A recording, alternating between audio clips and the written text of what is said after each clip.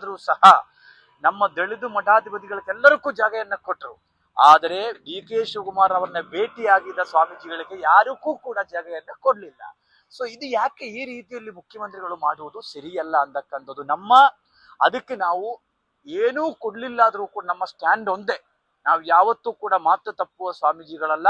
D K Shivakumar ಅವರನ್ನ ಮುಖ್ಯಮಂತ್ರಿ ಮಾಡಲೇಬೇಕು ಅಂತ ಹೇಳಿಕೊಂಡು ಬರುವ 4 ದಿನದ ಒಳಗಡೆ 15 ಜನ ಮಠಾಧಿಪತಿಗಳು ಡೆಲ್ಲಿಗೆ ತೆರಳುತ್ತೀವಿ.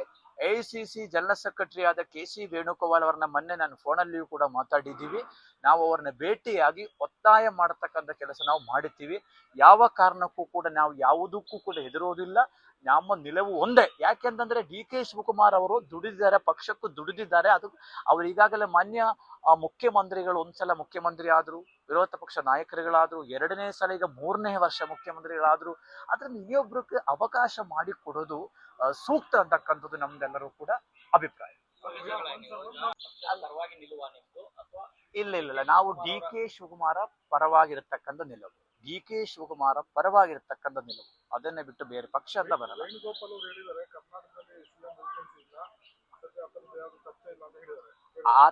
ನೋಡಿ, ಆತರ ಏನಾದ್ರೂ ಮಾಡಿದ್ರೆ ಆಕ್ಷನ್ಗೆ ರಿಯಾಕ್ಷನ್ ಇದ್ದೇ ಇರ್ತದೆ. ನಾವು ಇವತ್ತು ಸ್ವಾಮೀಜಿಗಳು ಸುಮಾರು 32 ಸಮುದಾಯದ ಮಠಾಧೀಶರುಗಳು ಅವರ ಜೊತೆ ಇದ್ದೀವಿ. ಮುಂದಿನ ದಿನಗಳಲ್ಲಿ ಡಿ ಕೆ ಶಿವಕುಮಾರ್ ಅವರು ಕೂಡ ರಾಜ್ಯದ ಒಬ್ಬ ಅತಿ ಹಿಂದುಳಿದ ವರ್ಗದ ನಾಯಕರ ಹಾಗೂ ಹೊರಹೊಮ್ಮಲೇಬೇಕಾಗತ್ತೆ. ಅವರು ಮುಖ್ಯಮಂತ್ರಿ ಆಗೋದಂದ್ರೂ ಕೂಡ ಖಚಿತ. ಅದು 2ನೇ ಆದ್ರೆ ಲೇಟ್ ಆಗಬಾರದಂತ ನಮ್ಮ ಪ್ರಶ್ನೆ, ಬೇರೆ ಏನು. ಹಿಂದುಳಿದ ವರ್ಗಕ್ಕೆ ಸೇರಿದ ಸಿಎಂ ಅನ್ನು ಬದಲಾವಣೆ ಮಾಡಿ ಪ್ರಬಲ ಸಮುದಾಯಕ್ಕೆ ಸೇರಿರತಕ್ಕಂತ ವ್ಯಕ್ತಿಯನ್ನು ಮುಖ್ಯಮಂತ್ರಿ ಮಾಡಿಕೊಂಡಿರ್ತಕ್ಕಂಥದ್ದು ಯಾವ ಅಜೆಂಡಾ? ನೋಡ್ರಿ, ಬಸವಣ್ಣನವರು ಯಾವ ಸಮುದಾಯ? ಇವತ್ತು ಡಿ ಕೆ ಶಿವಕುಮಾರ್ ಅವರು ಅತಿ ಹಿಂದುಳಿದ ವರ್ಗಗಳ ನಾಯಕರುಗಳ ಆಗಬಾರದೇನು? ನಾವೇ ಇರಬೇಕು, ನಾವೇ ಆಗಬೇಕು ಅಂತಕ್ಕಂಥ ವಿಚಾರದಲ್ಲಿ ನಾವು ಮುಖ್ಯಮಂತ್ರಿನ ಇಳಿಸಿ ಅಂತಕ್ಕಂಥಲ್ಲ ನಾವು ಹೇಳ್ತಾ ಇರೋದು. ಡಿ ಕೆ ಶಿವಕುಮಾರ್ನ ಮುಖ್ಯಮಂತ್ರಿ ಮಾಡಿ ಅಂತಕ್ಕಂಥ ನಾವು ಹೇಳ್ತಾ ಇದ್ದೀವಿ. ಅದನ್ನು ಬಿಟ್ಟು ಅವ್ರನ್ನ ಇಳಿಸಿ ಅಂತಕ್ಕಂಥ ಪ್ರಶ್ನೆ ಅಲ್ಲಿ. ಆಮೇಲೆ ಮುಖ್ಯಮಂತ್ರಿಗಳು ಒಬ್ಬ ಹಿಂದುಳಿದ ವರ್ಗದ ನಾಯಕರಂತ ಹೇಳಿ ಅದರಲ್ಲಿ 2ನೇ ಪ್ರಶ್ನೆ ಇಲ್ಲ. ಆದರೆ ನಾನು ಕೇಳುವುದೇನು ಅಂದ್ರೆ, ಹಿಂದುಳಿದ ವರ್ಗದ ನಾಯಕರಂತ ಹೇಳಿಕೊಂಡು ಇವತ್ತು 2Aಯಲ್ಲಿ 104 ಜಾತಿ ಇದ್ದೇವೆ, ಉಪಜಾತಿಗಳು 494 ಜಾತಿ ಇದ್ದೇವೆ. ಹಾಗೆಂದ್ರೆ ಅದರಲ್ಲಿರತಕ್ಕಂಥ ಬೇರೆ ಯಾರಿಗೂ ಸ್ಥಾನಮಾನ ಆಗಬಾರದು. ಅದರಲ್ಲಿ ಇಲ್ವಲ್ಲ, ಯಾರಿಗೂ ಕೊಟ್ಟಿದ್ದಾರೆ ಹೇಳಿ ನೋಡುವ? ಯಾರಿಗೂ ಕೊಡ್ಲಿಲ್ಲ.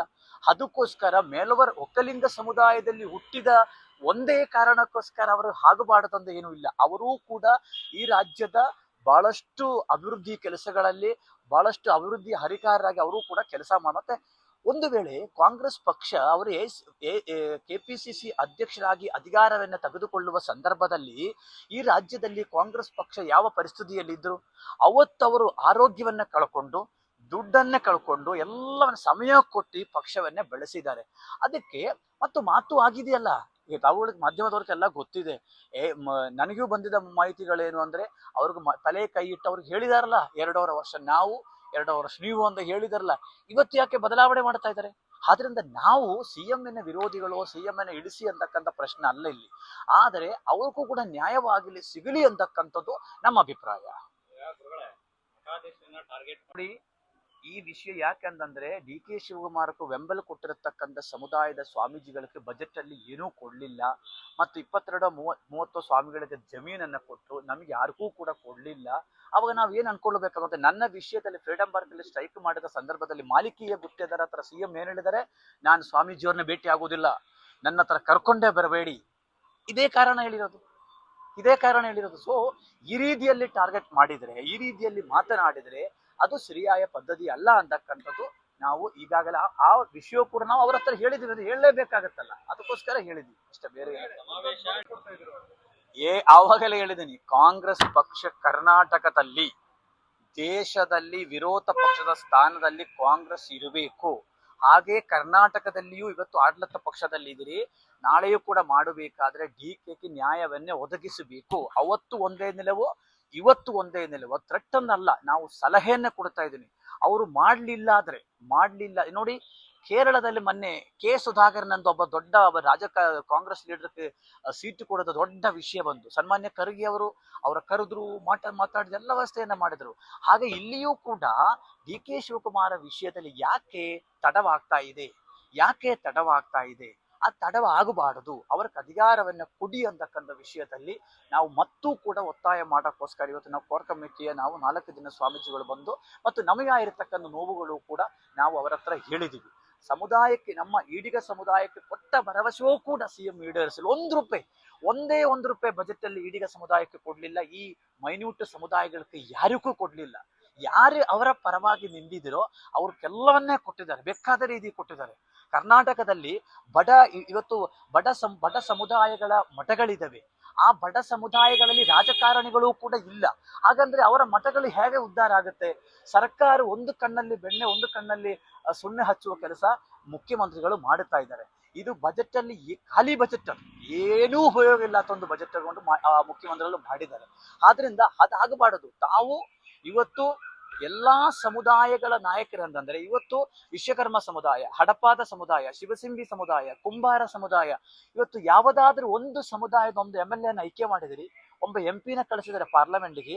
ಮೈನ್ಯೂಟ್ ಸಮುದಾಯಗಳಿಂದ ಯಾರನ್ನೇ ತಾವು ಕಳಿಸಿಲ್ಲ. ಹಾಗಂದ್ರೆ ಸಮಾನತೆ ಮತ್ತು ಸಾಮಾಜಿಕ ನ್ಯಾಯ ಎಲ್ಲಿದೆ ಅಂತಕ್ಕಂಥದ್ದು ಮಾನ್ಯ ಮುಖ್ಯಮಂತ್ರಿಗಳು ಸಿದ್ದರಾಮಯ್ಯನವರು ಹೇಳಬೇಕಾಗತ್ತೆ. ಅಧಿಕಾರವೆಲ್ಲವೂ ನಮಗೆ ಬೇಕು ಅಂತ ಬಂದಾಗ ಈ ರೀತಿಯಲ್ಲಿ ಏನಾಗುತ್ತೆ, ಹೋರಾಟಗಳು, ನೋವುಗಳು, ಅಸಮಾಧಾನಗಳು ಎಲ್ಲವನ್ನೇ ಕೂಡ ಆಗುತ್ತೆ. ಅದು ಸಹಜ ಅಲ್ವಾ?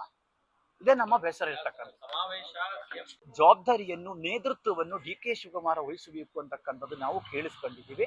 ಅವ್ರು ಆಯ್ತು, ನಾನು ಆ ನೇತೃತ್ವವನ್ನು ವಹಿಸ್ತೀನಿ ಅಂತಕ್ಕಂಥ ಮಾತನ್ನು ಹೇಳಿದ್ದಾರೆ. ಮೇ 2ನೇ ವಾರದಲ್ಲಿ ಆ ಸಮಾವೇಶ ಮಾಡಬೇಕು. ಅದೇ ಹಿಂದುಳಿದ ವರ್ಗಗಳ ಸಾಮಾಜಿಕ ನ್ಯಾಯಕ್ಕೋಸ್ಕರ, ಸಮಾನತೆಗೋಸ್ಕರ ರಾಜಕೀಯ, ಶೈಕ್ಷಣಿಕ, ಸಾಮಾಜಿಕ, ಆರ್ಥಿಕ ವ್ಯವಸ್ಥೆಯನ್ನ ಎಲ್ಲರಿಗೂ ಸಮಪಾಲು ಮತ್ತು ಸಮಬಾಳು ಅಂತಕ್ಕಂಥದ್ದು ಬಹಳ ಮುಖ್ಯವಾಗಿರ್ತಕ್ಕಂಥದ್ದು.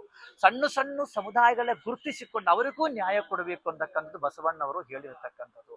ಆದ್ರೆ ಇಲ್ಲಿ ಏನಾಗ್ತಾ ಇದೆ, ಮುಖ್ಯಮಂತ್ರಿಗಳ ಪರವಾಗಿ ಯಾರು ನಿಲ್ತಾರೆ, ಮಾತಾಡ್ತಾರೆ, ಅವರಿಗೆ ಎಲ್ಲವನ್ನೇ ಕೊಡ್ತಾರೆ. ಇಲ್ಲಿ ನಾವು ಬಂದು ಮಾತಾಡಿದ್ರೆ ನಮ್ಮನ್ನೇ ಬೇರೆ ರೀತಿಯಲ್ಲಿ ನೋಡತಕ್ಕಂಥ ಸಿಸ್ಟಮ್ ಇಲ್ಲಿ ಕಂಡು ಬಂದಿದೆ ಹಿನ್ನೆಲೆಯಲ್ಲಿ ಎಲ್ಲವನ್ನ ಉಪಮುಖ್ಯಮಂತ್ರಿಗೆ ನಾವು ಅವ್ರ ವಿಷಯವನ್ನ ಕರೆಕ್ಟಾಗಿ ಸುಮಾರು 15 ನಿಮಿಷದ ಕಾಲ ನಮ್ಮ ಜೊತೆ ಕೂತೆಲ್ಲ ಕೇಳಿಸ್ಕೊಂಡಿದ್ದಾರೆ. ಅವರು ಬೇರೆ ರೀತಿ ಏನು ಮಾತಾಡಿಲ್ಲ. ಮುಂದೆ ನಾನು ತಮ್ಮ ಜೊತೆ ಇರ್ತೀನಿ ಅಂತ ಮಾತು. ಮತ್ತೆ ಈ ಬ್ಯಾಂಗ್ಳೂರಿಗೆ ಮಠಾಧೀಶರುಗಳು ಬಂದು ಉಳ್ಕೊಳ್ಳೋದಕ್ಕೊಂದು ವ್ಯವಸ್ಥೆ ನಾನು ಖಂಡಿತ ನಿಮಗೆ ಮಾಡಿ